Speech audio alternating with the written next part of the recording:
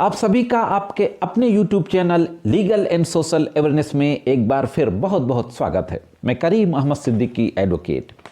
दोस्तों, अक्सर husband wife के बीच में जब डिस्प्यूट हो जाता है तो परिवार के कुछ बड़े जो लोग होते हैं, पारिवारिक सदस्य, कुछ मिलने वाले रिश्तेदार, कुछ बुजुर्ग, वो लोग बीच में पड़ते हैं और कोशिश करते हैं कि साथ में रहने की स्थितियां बन जाएं, मतभेद खत्म हो जाए।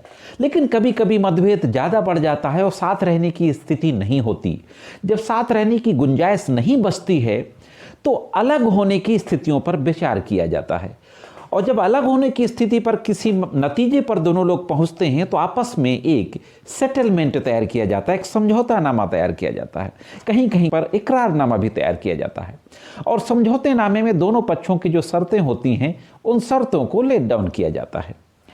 अगर कहीं पर पति पत्नी के विवाद के दौरान आपस में सेटलमेंट की स्थिति बनी और यह स्थिति बनती है कि पत्नी को उसकी कुछ ज्वेलरी वापस कर दी जाती है, उसको थोड़ा बहुत पैसा दे दिया जाता है वन टाइम, और फ्यूचर में वाइफ कहती है कि मैं कोई मेंटेनेंस नहीं लूंगी, ना कोई मेंटेनेंस का मुकदमा करूंगी, इस तरह की समझौते की शर्तों के बाद अगर पति पत्नी अलग हुए हैं तो क्या इसके बाद भी पत्नी कोर्ट में गुजारे भत्ते का मुकदमा दाखिल कर सकती है? आज के इस एपिसोड में इसी इशू पे बात करने जा रहा हूं। देखेंगे कि इस संबंध में कानून क्या कहता है, और केरल हाई कोर्ट के एक बहुत ही महत्वपूर्ण जजमेंट के बारे में बातचीत करेंगे। केरल हाई कोर्ट एक इसी तरीके का केस गया था, सेम फैक्ट पे, उस पे एक जबरदस्त वर्डिक्ट दी गई है केरल हाई कोर्ट की पीठ के द्वारा। तो देखेंगे कि केरल हाई कोर्ट जो केस गया था उसके फैक्ट क्या थे और केरल हाई कोर्ट के द्वारा क्या कहा गया। तो बहुत ही महत्वपूर्ण जानकारी है। हाँ, मैं आपको ये बता दूं कि इस जजमेंट से महिलाओं को तो जरूर इससे रिलीफ मिलेगा बहुत कुछ, लेकिन हस्बैंड्स के लिए यह जजमेंट अच्छा नहीं है। तो दोस्तों, बहुत ही ज़बरदस्त जानकारी है, इसलिए जुड़े रहे आखिरी तक। देखते हैं कि पूरा मामला क्या था और संपूर्ण जानकारी क्या है। जैसा कि मैं आपको कई बार बता चुका हूं कि क्रिमिनल प्रोसीजर कोड की धारा 125 में गुजारे भत्ते के प्रोविजन दिए गए हैं। पत्नी अपने पति से, बच्चे अपने पिता से और माता पिता अपने पुत्र से भरण पोषण क्लेम कर सकते हैं। अगर आप 125 के बारे में विस्तार पूर्वक जानना चाहते हैं, डिटेल में देखना चाहते हैं, तो उसका लिंक मैं आई बटन में दे दूंगा, एक सेपरेट वीडियो है, आप देख सकते हैं। तो 125 की जहां तक बात है तो उसमें ऐसी कोई कंडीशन नहीं दी गई कि अगर पत्नी भविष्य का अपना गुजारा भत्ता छोड़ देती है, माफ कर देती है, तो क्या होगा, ऐसी कोई कंडीशन 125 में नहीं दी गई। हाँ, यह जरूर कहा गया है कि अगर पत्नी स्वेच्छा से सेपरेट रह रही है और मेंटेनेंस नहीं लेना चाहती है तो फिर वो मेंटेनेंस क्लेम नहीं कर सकती है। यह तो रही कानून की बात। अब देखते हैं कि केरल हाई कोर्ट जो मामला पहुंचा उसके फैक्ट क्या थे। केरल हाई कोर्ट जो मामला पहुंचा उसमें एक पत्नी फैमिली कोर्ट में पहले 125 के तहत मेंटेनेंस का केस दाखिल करती है, और मेंटेनेंस का केस दाखिल करके यह कहती है कि मेरे पास किसी भी तरीके का आय का जरिया नहीं है, इनकम का कोई साधन नहीं है, भरण पोषण की मांग अपने पति से करती है और 7,500 रुपया पर मंथ दिलाए जाने की, मेंटेनेंस दिलाए जाने की मांग करती है। अब हस्बैंड उसमें हाजिर होता है। हस्बैंड जब 125 के मुकदमे में फैमिली कोर्ट में हाजिर होता है तो हस्बैंड के द्वारा अपना जवाब दाखिल करते हुए ये कहा जाता है कि चूंकि हम दोनों लोग एक समझौते के तहत एक दूसरे से तलाक ले चुके हैं, दोनों पार्टीज मुस्लिम फैमिली से रिलेटेड थी, तो हस्बैंड के द्वारा कहा जाता है कि हम दोनों लोग डिवोर्स ले चुके हैं, और at the time of the divorce wife को 5 तोला सोने के गहने दिए गए थे और वन टाइम मेंटेनेंस के रूप में 25,000 रुपए दिए गए थे।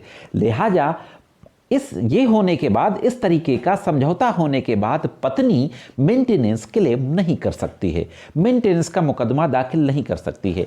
वाइफ के द्वारा इन तमाम फैक्ट्स को कंसील करके ये मुकदमा दाखिल किया गया है, इस तरीके का आर्गुमेंट किया जाता है हस्बैंड के द्वारा। अपने जवाब में भी सारी बातें कही जाती हैं, लेकिन फैमिली कोर्ट यह पाती है कि पति ये जो बातें कह रहा है ये प्रूव नहीं कर पाया। एविडेंस के रूप में ना तो कोई ऐसा समझौता नामा ला पाया, ना 25,000 रुपया, ना 5 तोला सोना के जेवर देने का कोई सबूत न्यायालय में पेश कर पाया।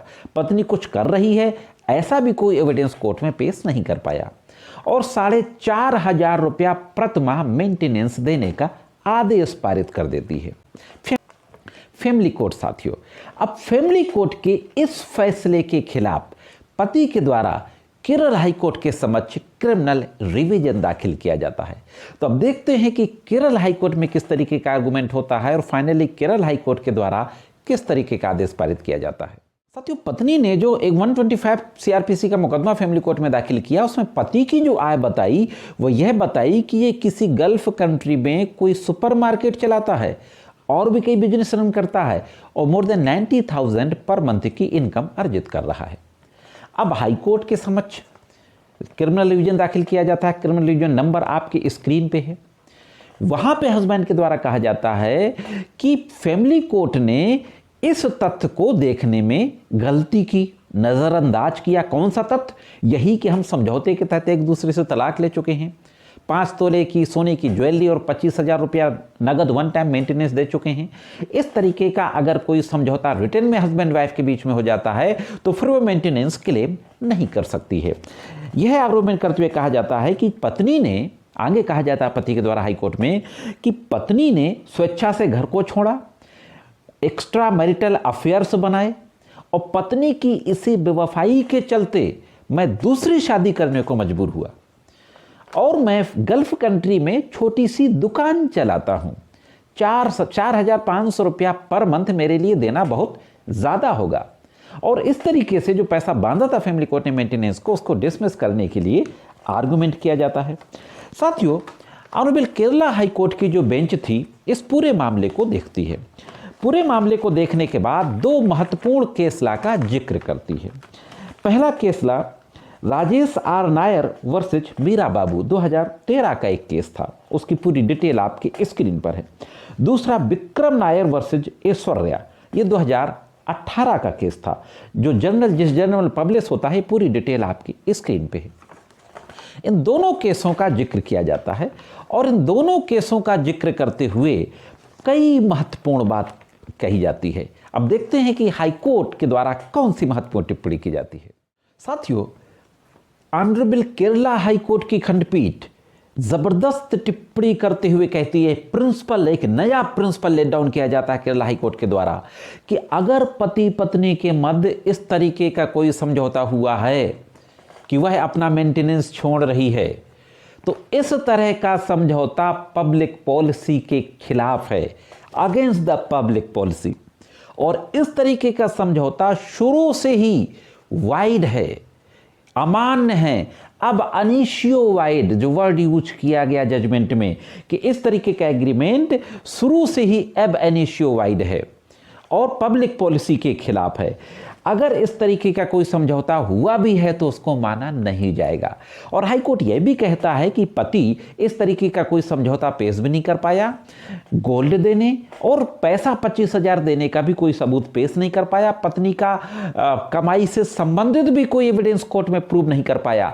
लिहाजा ऐसी स्थिति में जबकि पत्नी ये कहती है कि मेरे पास कोई भी आय का साधन नहीं है, डेस्टिट्यूशन में रहती है, तो उसको किसी भी तरीके से अभाव की स्थिति में छोड़ा नहीं जा सकता।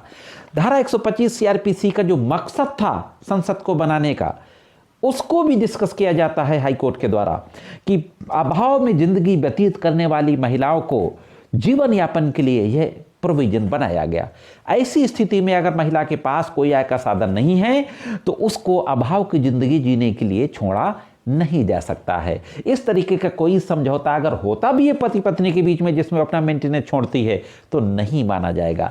और साथियों, हस्बैंड ने जो क्रिमिनल रिवीजन दाखिल किया था उसको हाई कोर्ट की बेंच के द्वारा निरस्त कर दिया जाता है और फैमिली कोर्ट का जो 4,500 रुपये का ऑर्डर था उसको कंफर्म कर दिया जाता है। और यह भी कहा जाता है कि 4,500 रुपया पर मंथ यानी 150 रुपया पर डे और आज के समय में जो स्थितियां हैं 150 रुपया पर डे कुछ भी ज़्यादा नहीं हैं।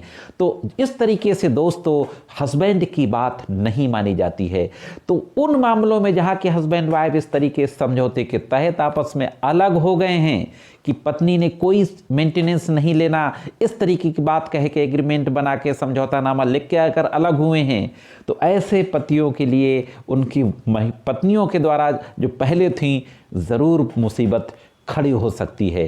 तो यह थी दोस्तों एक महत्वपूर्ण कानूनी जानकारी कैसे लगी कमेंट्स करके ज़रूर बताएं। आप इस जजमेंट से सहमत हैं कि नहीं, यह भी ज़रूर बताएं। और चलते चलते वीडियो को लाइक और शेयर कर दें। चैनल को सब्सक्राइब ना किया हो तो चैनल को सब्सक्राइब करके बेल बटन को ऑल पे सेट कर दें। साथियों, आज की वीडियो में सिर्फ इतना ही। मिलती है किसी अन्य वीडियो में कानून की कुछ अन्य जानकारी के साथ। तब तक महत्वपूर्ण कानूनी जानकारी के लिए देखते रहें लीगल एंड सोशल अवेयरनेस।